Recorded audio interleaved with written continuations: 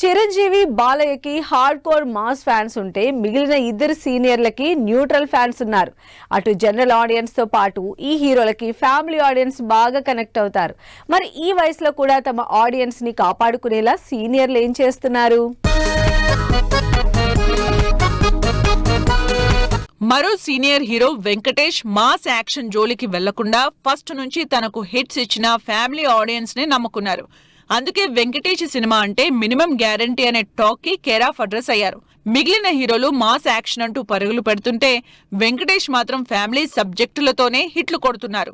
అలా వరుసగా సక్సెస్ లో ఉన్నారు వెంకటేష్ ఒకవైపు స్పెషల్ క్యారెక్టర్స్ చేస్తూ మరోవైపు సోలో హీరోగా సినిమాలు లైన్ లో పెట్టేశారు.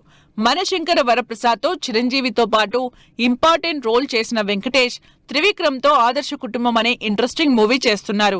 ఇప్పటికే వరుసగా సంక్రాంతికి వస్తున్నాం మనశంకర వరప్రసాద్ తో హిట్స్ లో ఉన్న వెంకటేష్ ఆదర్శ కుటుంబంపై అంచనాలున్నాయి.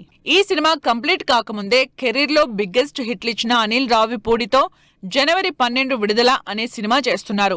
సంక్రాంతికి హిట్లన్నీ తన పేరు రాయించుకున్న అనిల్ రావిపూడితో వెంకటేష్ చేస్తున్న ఈ సినిమా ఇంకెన్ని కోట్లు రాబడుతుందో చూడాలి.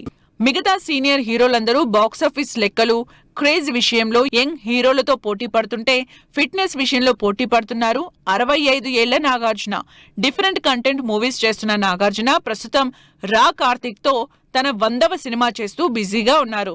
తన మైల్ స్టోన్ మూవీని రొటీన్ కమర్షియల్ మూవీగా కాకుండా సంథింగ్ స్పెషల్ గా ఉండాలని ప్లాన్ చేసుకున్నారు నాగార్జున ఎవరికో పోటీ అనడం కన్నా తన ఫ్యామిలీ హీరోలకే గట్టి పోటీ ఇస్తున్నారు.